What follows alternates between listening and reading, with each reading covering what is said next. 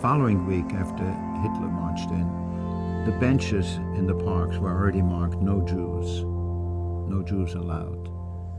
That following week, Jews were dismissed from their job.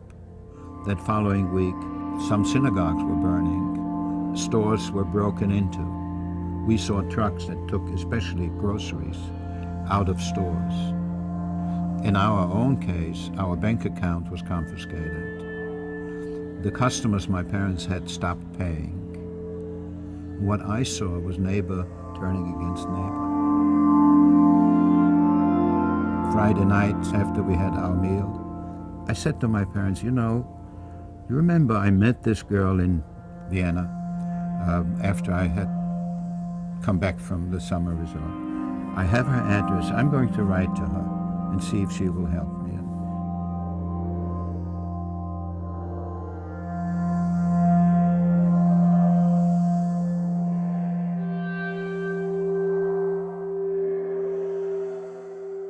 I wrote to her, and I still have a copy of that letter. I remember I wrote the letter in German, and then I took each word and translated it to English, so the grammar is not good. But I said to her in the letter, perhaps you will remember me. I must get out of here. If you will help me, I promise you I'll never be a burden to you. And that was in March of 1938. And several weeks went by and I did not hear from her. And one day, I get a call from my father, you have a registered letter from America.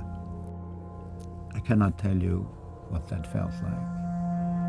When I came home and I opened up the letter, it said, I have not forgotten you. I have gone to see a man here in Greenville who promised that he would help you. And he said that he would send you the necessary papers. There's no way that I can tell you. So we were very lucky. He ended up working through Senator Nye, our North Dakota senator, who was considered anti-Semitic, and he definitely was anti-involvement in World War II.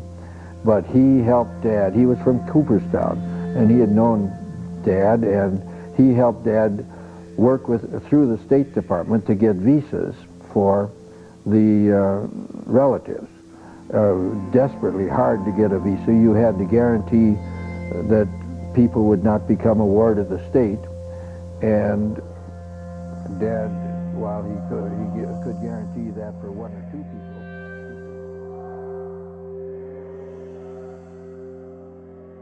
If there's anybody else in your family that you want to come with you, let me know.